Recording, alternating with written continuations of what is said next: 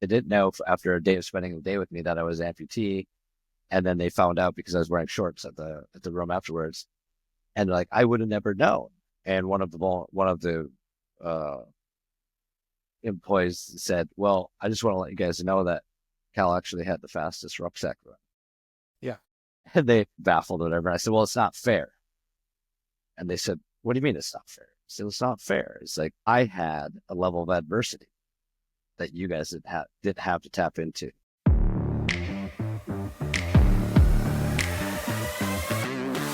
Welcome to the Growth Mavericks podcast, where we know that entrepreneurship isn't just about strategy. It's about stamina. It's about disrupting your default and getting comfortable being uncomfortable so you don't burn out before you break through. I'm your host, Adam Callanan. Let's get to work. The following conversation is with Cal Arnold. Cal is the founder at BTI Log Home Care. He's also a plane crash survivor and amputee and all-around absolute gangster. Cal and I have known each other for a couple of years. We spent a lot of time out in the woods. We spent a lot of time in coffee shops. And I wanted to have him on this podcast because I deeply respect and appreciate how he both has turned his business around from already being a multi-million-dollar enterprise, but it used to absolutely rule his life. And he completely flipped the script on that over the course of a year or two, implemented incredible structure, and now has his business working for him. He has tons of free time. And on top of that, I'm really impressed at how he just absolutely crushes life and crushes the outdoors and is clearly really comfortable being uncomfortable because we're out doing really difficult things and he is destroying me and he's doing it with one leg. So I really hope you enjoyed this conversation with Cal. It's a conversation that I'm really happy to share. I grew up in the second poorest county in Minnesota, which you could take that a couple different ways, but it's magical in a way that it's the center of 10,000, like the lake, a chain of lakes goes up and through there. And, it's a frozen tundra in the winter, but it's a tropical paradise in the summer. I was fortunate enough to grow up on the lake, out there, out in the middle of town. The closest town was 20 miles, 18 miles. But my dad and mom raised us there on the lake, and it was kind of a Huck Finn, Tom Sawyer lifestyle. We had pet raccoons. We had a pet bobcat. So it was a unique environment to grow up. I never wanted to go into school sports or never wanted to go play baseball with the kids. I didn't want to put my socks on. I was kayaking around with my raccoon, but it was an incredible life to grow up that way. We didn't have a lot of money, but I didn't know that because it was just such a rich lifestyle. When did you start or buy BTI? 2003. BTI, well, it wasn't BTI. It was called Bozeman Soda Blasting at that time. This guy soda blasting a compressor and a pod that held baking soda. And it was basically granular baking soda, and you'd use it to strip cars. We were stripping whatever we could, like anything that we could get a job, the job doing. But I think it did $50,000 to $60,000 in gross revenue for the year. It was like, hey, we'll buy this from you. We had to buy a $5,000 truck. And I think the first job we did was a burn remediation where a house like partially burns and you get smoke damage, and you go in and you blast off the char. We were there till midnight working, and I think we made $1,800 that day. And we said, oh, we're going to be rich. Well, turned out that didn't happen every day. So we just had to work 3 jobs and keep doing it. We were too stubborn and too dumb to quit. And there was an inflection point there somewhere where it went from a $60,000 per year company to, obviously we're now probably a decade past that at BTI. Well, 5th year was kind of a turning point where it probably did, grew by 5 times. Reputation caught up. We had a job that paid down the bank, and we camped on it for 5 days. And we said, well, let's go all in. And we had this compressor built that was a tandem compressor that could do more than just one medium. And we eventually bought out anyone that was, by buying out, it sounds more extravagant, but it was like bought their equipment. And we would pick up their leads. And in that 5th year, we were about ready to give up. And then we got the call on that big job. And before we got that job done, there was another job. So the work kept coming in, and we built this compressor, which went into massive debt on it. But it did its job because it got a lot of attention. And then so we had more work. And we realized that we were doing a lot of, especially in our area, log homes. We were stripping them. And the people were going, can you recommend a paint? No, I can't. And what's the best process for, how do I take care of it now that you got this old failing finish up? So I started to see we were leaving 5 things on the table. There's, this place still needed to be sanded down. It needed to be stained. It needed to be chinked. It needed to be caulked. So I just went at first studying as much as I could, went to the best products, best companies, figured it out. And we started restoring log homes in addition to blasting everything from bridges to cars and we did that for a few years. 2008 happened. We just fought through that, made it happen. We got on the other side of it. And in about 2010, I said, we got to start a log home restoration specific company.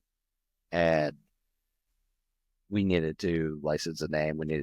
So lack of creativity, that company that we had started that 5th year was called Blasting Technologies Incorporated. So we just took the acronym BTI and then added log home care at the end. So everybody knew they were that this reputation could lend to this new company. And it worked. In that first year, it did more than the existing blasting technologies. And then since then, it's been on a pretty good trajectory. If we look back, you and I met in 2020, and we met days after you had a pretty significant surgery, but let's come back to that. At that time, that company, from my understanding, was largely running you, right? I mean, you got it to a point, then you left the country because it was humming. You went and hunted and skied all over the world. And then I'm paraphrasing here, so by all means correct.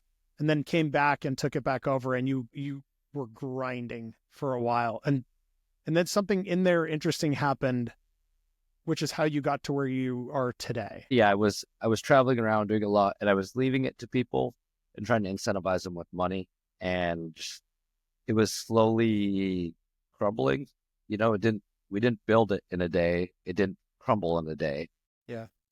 It just kind of slowly kept doing less and less and less until I hit a point where I'm like, okay, I'm coming back. And I came back with a vengeance. And we went in, and I immediately hired an old friend, but she was just so good when she was going to college at anything in finance. And that was what her degree was in. And I was like, hey, are you happy where you're at? She was like, no. Said, okay, let's come back, and I'm going for it. And she came back and worked with me. So it was essentially the two of us, and then all the service providers. I was wearing so many hats. I was, selling, operations, on project if I needed to be, putting out fires. And it felt like I just couldn't stop. I couldn't stop to step back and look at the company, work on the company in this stage. And I did it, kind of before I went and traveled around. I thought I had figured it out. And I was like, the company works for me. I don't need to check my emails. I don't need to. So I went too far the other way, and I let it crumble. Well, then I came back. I'm like, okay, everything's in my control. And I reacted to the way I stepped out of the company. So I came back and really just ramrodded everything through. But what I didn't do is I didn't allow other people to be autonomous in their positions. And I overcomplicated sales. That's something that we worked on when I met you. It was like, hey, where's most of your time? Well, it's in sales right here. Nobody knows as much as I do is my response. I can't teach a salesperson. It's like, well, we have to develop a process.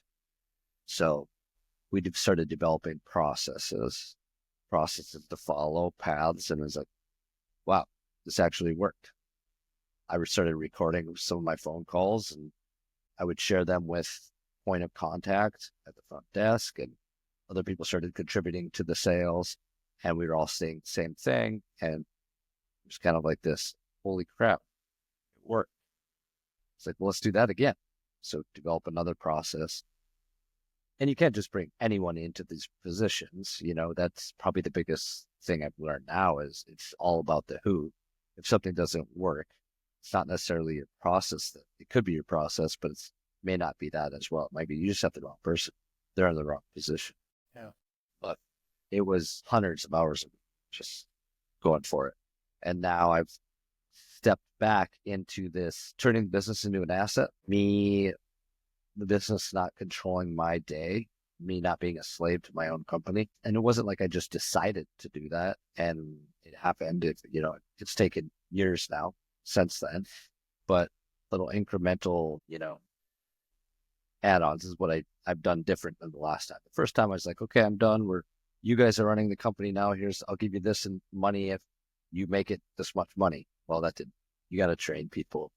You got to put in the time. So looking backwards, what would you tell your 5 year ago self to fast track that? I mean, and let's be clear, nothing massive moves quickly. Nothing big comes easy. It all takes work. It all takes time. There are no shortcuts. There are no quick flips and tricks for this stuff. But, let's maybe tweak that too. What would you tell, your friend Bill, who you can see is in a business that is absolutely running Bill's life, and he's working 100 hours a week. He's got a wife and a kid or 3 at home. What guidance would you give Bill?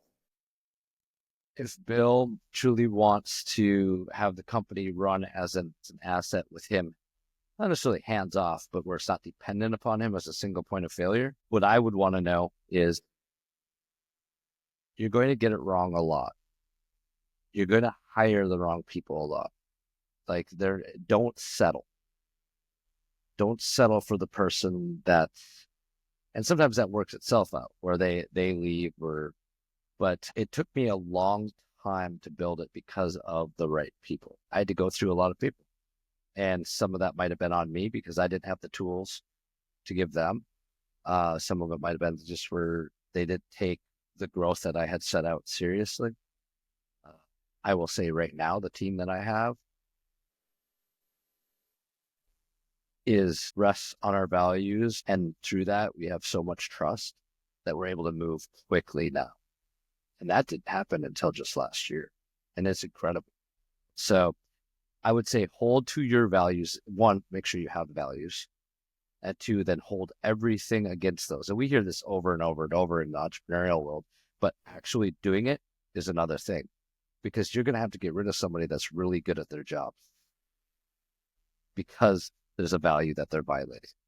And it's so counterintuitive, but once that opens up, the rest of the team is like, wow, there's a sense of relief. That's what I would say. I would say you're going to go through people. You're going to get it wrong. They're going to be the wrong people. You're going to have hard conversations, and you're going to take a couple steps back to make the next 10, next gain. You have to accept that, I guess, but don't stop. Don't settle till you're like, wow. Do you know if your company is profitable today? Do you know how to set an ad budget to get the company to break even or beyond? Do you know what contribution margin is or why it is the magical metric for a brand? If you answered no to any or all of these, you need Pentane, the financial and advertising command center for brands. Pentane will tell you exactly how to get to break even or beyond based on the data inside of your company. Learn more at pentane.com. That's PENTANE.com and use code GROWTH to save $100 off your first month. But the outcome from that is you now have freedom and flexibility. Absolutely. I was able to, I'm very high visionary. I can design and architect a company that I can't necessarily run even. I'm not equipped enough to run we'll say to pilot, to be at the helm of the ship I design. But there's so many people out there that are so far better than I am. And that is, I think that's what kind of that realization. Yeah, it's a critical realization, and self-realization is such an important skill. It's not it's not a talent. It is something that you build over time. But having that self-realization with the knowledge that you have to, as Jim Collins would say, get the right people on the bus. And if you're in the wrong seat on the bus, you got to get up and move. That's so important. The self-awareness paired with ego. If you can figure those two out, it's pretty incredible when, what people can actually do. You got the right people in there to speak to the freedom that you get. What also is a side product of that, which you would never think is, okay, now I have the time and the space to think and essentially do updates to my company, much like your phone has updates. I can have a 30,000 foot view and look at something that I've created and how it's operating, and either train people to find friction points and bring them to me, because those technically come to you in the form of a problem. And having the right stance on a problem is like, oh, great, we have a problem, something to fix. On the other side of this update, things are going to be smoother. That's just data-rich information every time we hit a problem. And you can actually take that problem, step back, think about it, not be reactive, and probably nail it in 1 or 2 tries. And your team's going to implement it. So that's a byproduct that's very significant of actually having the space at time to think and look at your company as a machine, I guess, for lack of a better description.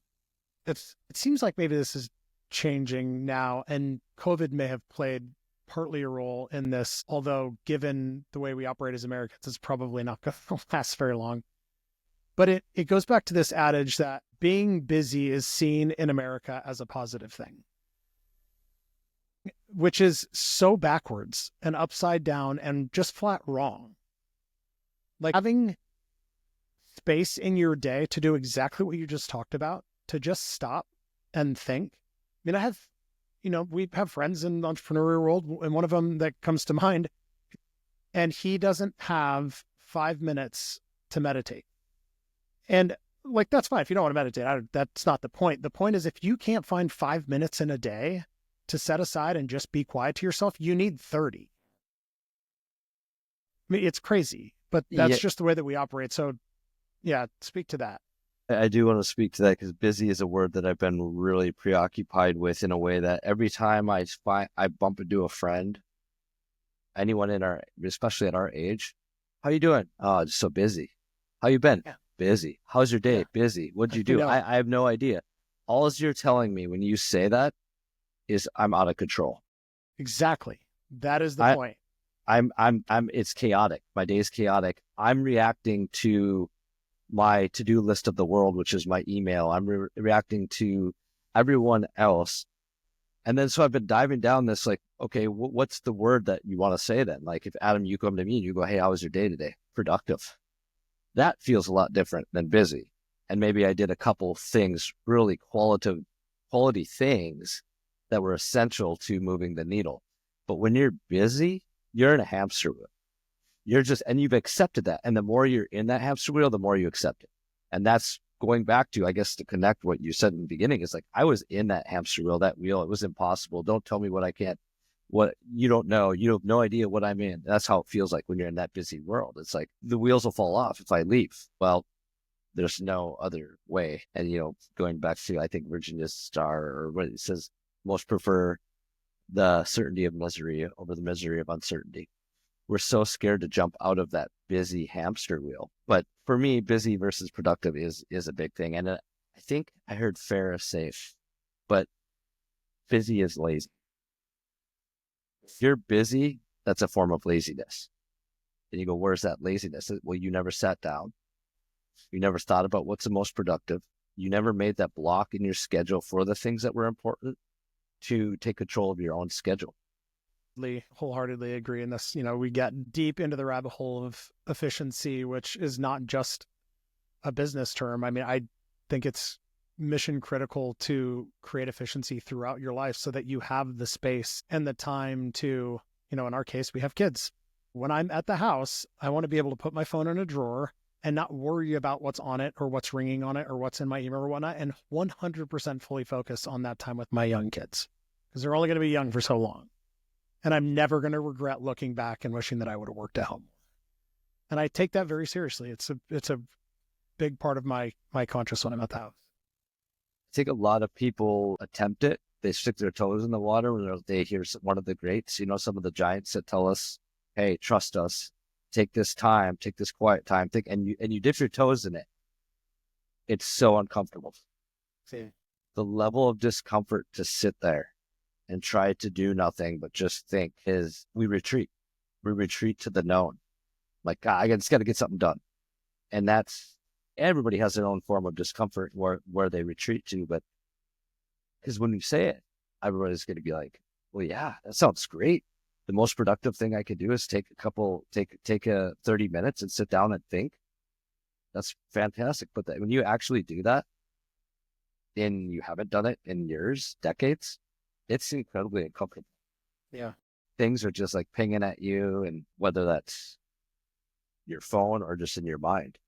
Yeah. We're going to go head first down the discomfort rabbit hole because I think it's so important. I mean, to the point about being able to sit in the quiet for 30 minutes, if that's uncomfortable for you, I think it's important to note that anything you do, with the exception of some, don't poke yourself in the arm with a needle for fun pain, but if it hurts, you probably need to do more of it.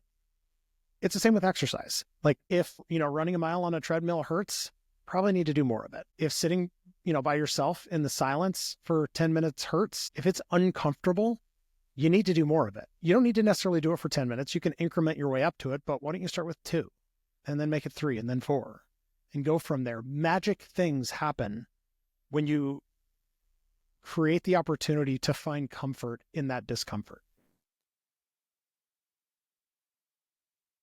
I have a lot to say on comfort and mediocrity and what's on the other side of effort. I have my opinions, but I think it's massively contributes to what's wrong with a lot of the mental illness and everything else that's going on in the world right now. Comfort has just been the norm. Everybody wants to be comfortable, and you recede back to the comfort when something's tough. I think we'd be a lot more happy as a society if people just lean into that effort, pushed against it. Every time you push against something, you get stronger, you become better. Exactly. The proof in the pudding is, like, if you're having a tough day, go do 10 pull-ups, 50 push-ups, and go sprint down the road and come back. And I guarantee you'll feel better. What's on the other side of that is you express some effort, but we could sit in this surface level dopamine on our phones or on the TV or in what we call comfort now, and it just kind of slowly erodes us away. We become weak.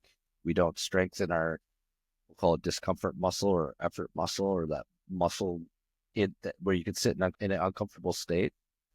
That's what real things are produced when you're putting in effort. It's never been easier. I tell this to my employees, especially the ones that are in their young 20s. It's never been easier in the history of ever to stand out as exceptional.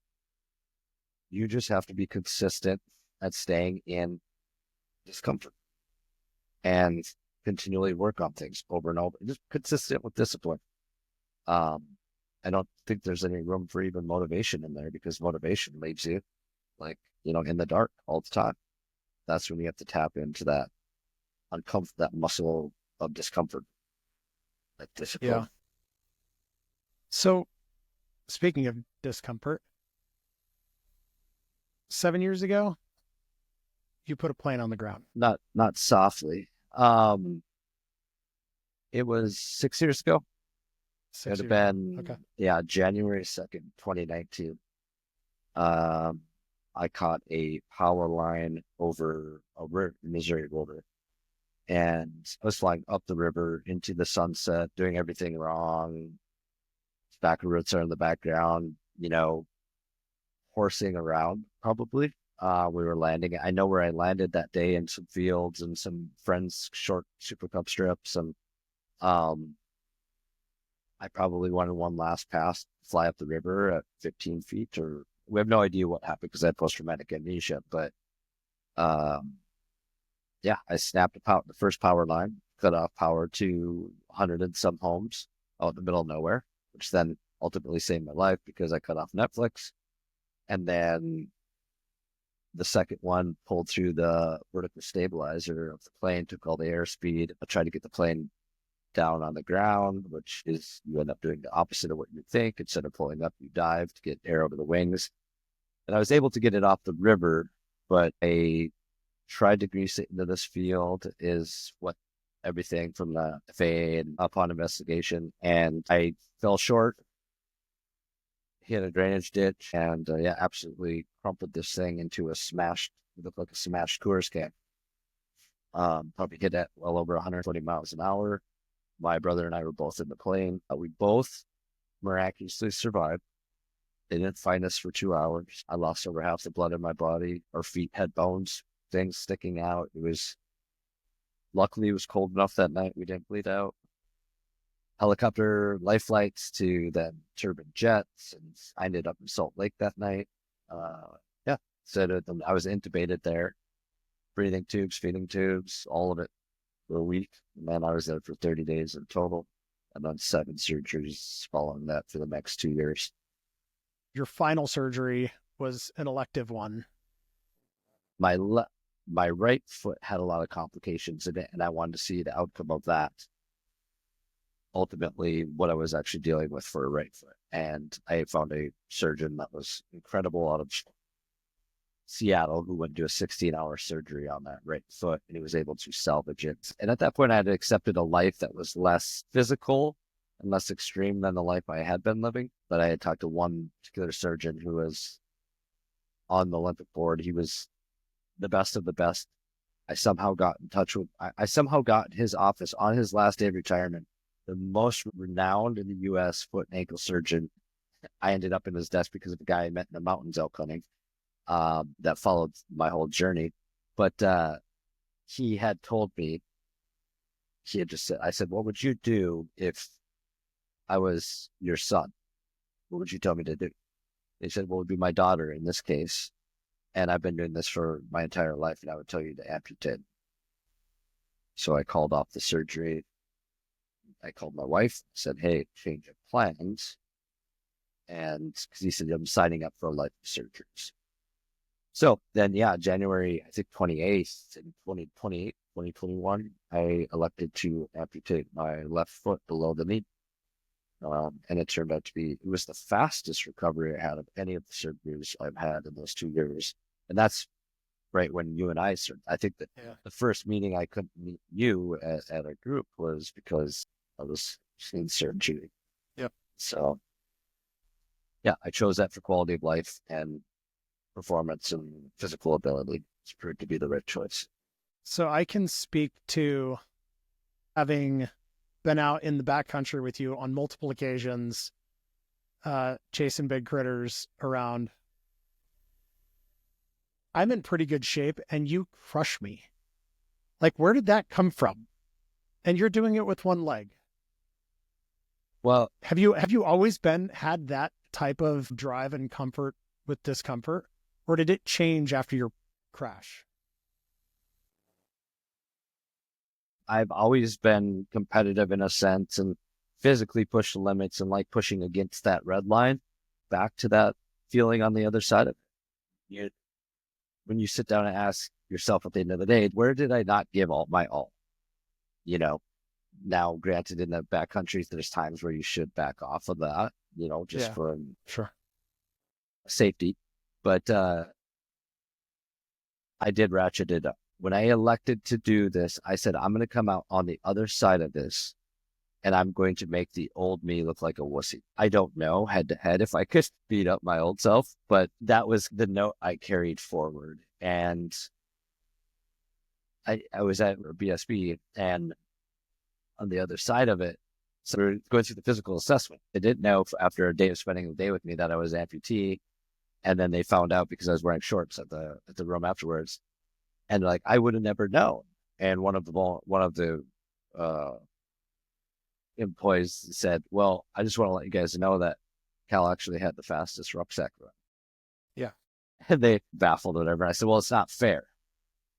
And they said, what do you mean it's not fair? I said, it's not fair. It's like, I had a level of adversity that you guys didn't have to tap into. And I think that's where I say ratcheted it up. It's like, I don't mind blowing past people on the trail with one leg. Yeah, I'd be lying if I didn't say it feels okay, but it's more of just not letting it affect. Just there's some adversity, overcome it. You might have to work out more. You might have to do more deadlifts. You might have to, work harder at getting to the level you want to maintain. I'm out at that age of 43 now where it's like, okay, we're up against this. I'm not just going to settle. I'm not going down without a fight. I see guys that are in their mid 60s and they're in incredible shape. And if I see them in the gym, I actually go up to them and I ask them, I was like, what's your ritual? What's something you struggled with between 40 and 50 and then 50 and 60? I try to get as much data as I can because I'm going to be BA in my 50s and 60s. So whether it be an amputation or aging or anything, any form of adversity, if you could find some fuel in it. Yeah, that's really well said. And from the standpoint of somebody that has not had to face massive personal adversity, I grew up in an exceptional middle-class family in Flagstaff, Arizona. My parents are epic. Everybody's got a little bit of something, but I never had, I didn't have a plane crash. I didn't have, an accident that left me paralyzed. I think it's easy for people in my position to look at people in your position that have had some like massive event that creates this adversity and default to, oh, they're like that because of that. And that in a way, I think absolves the person that didn't go through the adversity. It absolves them from actually learning and absorbing from that person. Because frankly, it's impossible for me to really put myself in your position.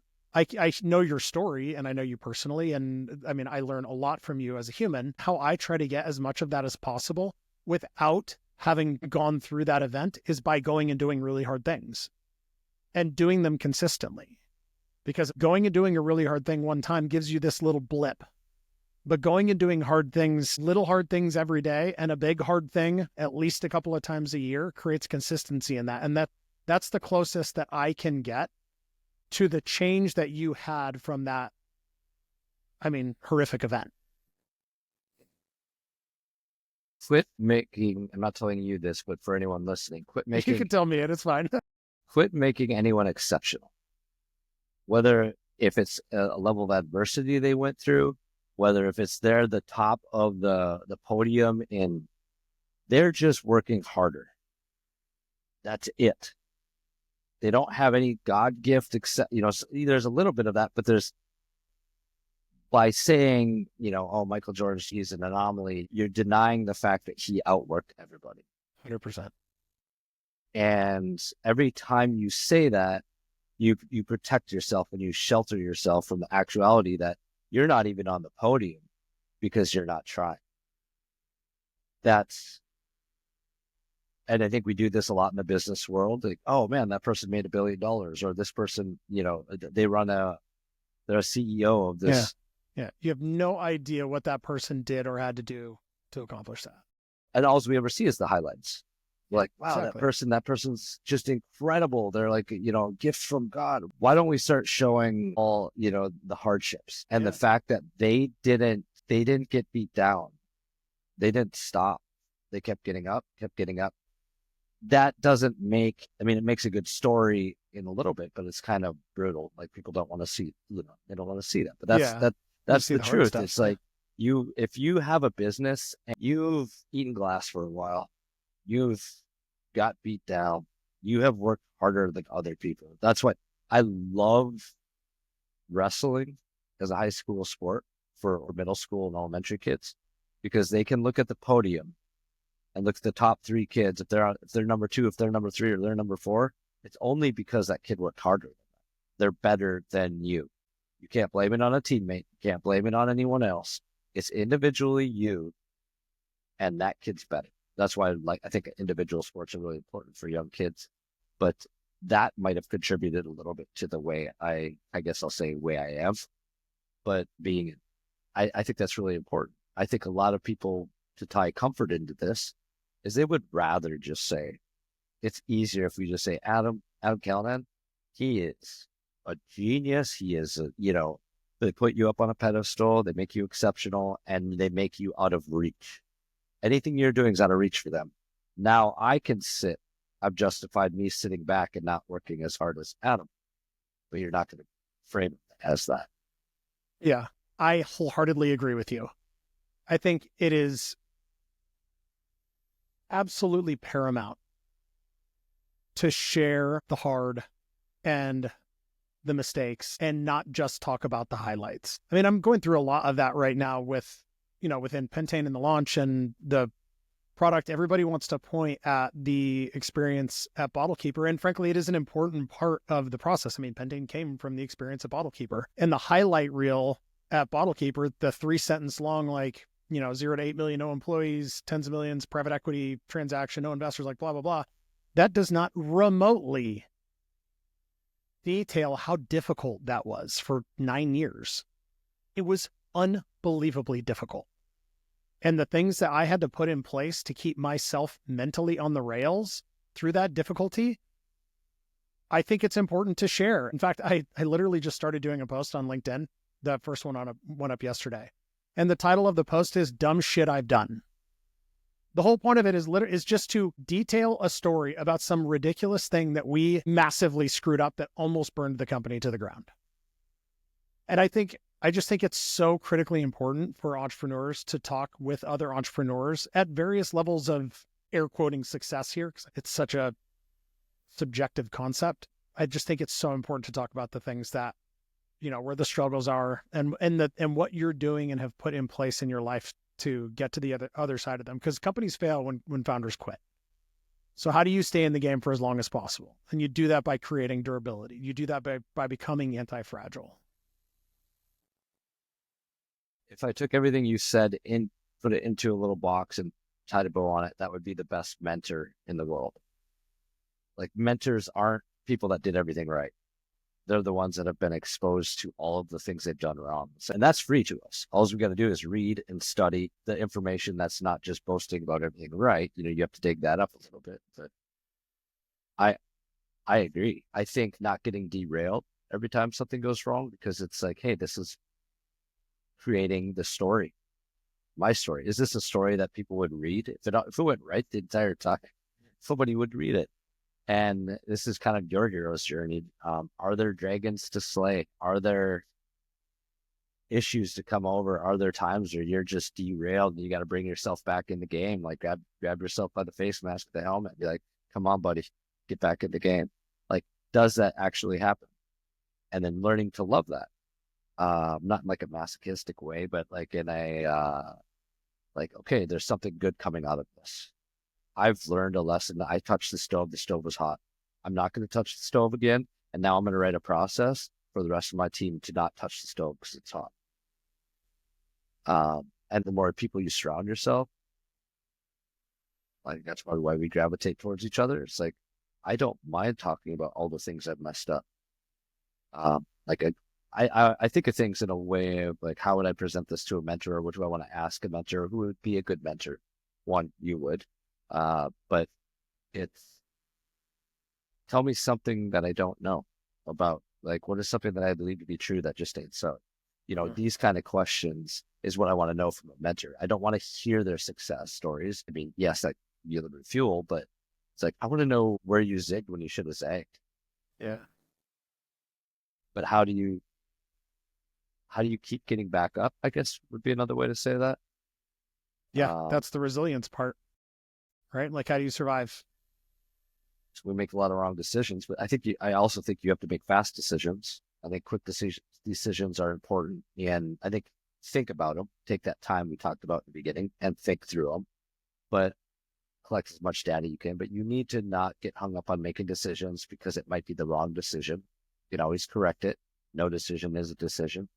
Doing the wrong things doesn't mean you failed. You're just continually collecting data and making choices. We stand on a mountain of our decisions, and you just can't argue that. People that have achieved, that are sitting on a mountain of success, not perceived success, but like actual success, and they're fulfilled. You want to know what decisions did they make when it was hard. No, I love it. I completely agree. Very eloquently said. So where can people find you? Where are you doing socials anymore? I'm not really. I spend time on LinkedIn. Yeah. So I'm a quick little thing on socials if I have time, if I have a minute. Yeah, of course. I'm about to start again because I reframed it. When I came out of the crash, with this, what I call superpower, which I didn't realize it was a superpower. I thought it was from head trauma. I didn't like screens. I didn't like social media. I felt like every time if I'd look at Instagram or something, it was like I ate a bag of M&Ms. So I avoided it. And I was like, well, I just don't like screens anymore because something visually, my eyes or the trauma, whatever happened. Well, then I would catch myself for 5-hour stints straight, 8 hours, and I'd be working, doing something productive on the screen. And it didn't affect me. So it was just kind of this like, what's the data I'm taking or putting out? Am I being a consumer? Am I being a producer? One, am I taking in garbage? And I got very picky with my diet of whatever came in. So I moved far away from I just didn't give social media any attention for a while. And now it's a thing where I framed it a little bit differently. Now you can use a lot of positive things I can use it for, much like networking. I think we're going to get left behind if we don't tap in with this a little bit, but it will be the Cal Arnold on most of from LinkedIn, Instagram, probably Facebook for the immediate time, Cal at btiloghomecare.com. Well, I deeply appreciate you taking the time while you're relaxing in Hawaii. Thanks for coming, dude. Thank you. Appreciate it. A huge thanks to our guests today. Don't forget, this is powered by Pentane Financial and Advertising Command Center for Consumer Brands. Stop what you're doing, put your phone down, walk away from the computer screen, go outside, get some air, do something hard, push your limits, get uncomfortable, become more durable and more resilient, create the stamina required to get through those entrepreneurial barriers, stay in the game for as long as you can, and we will see you next time.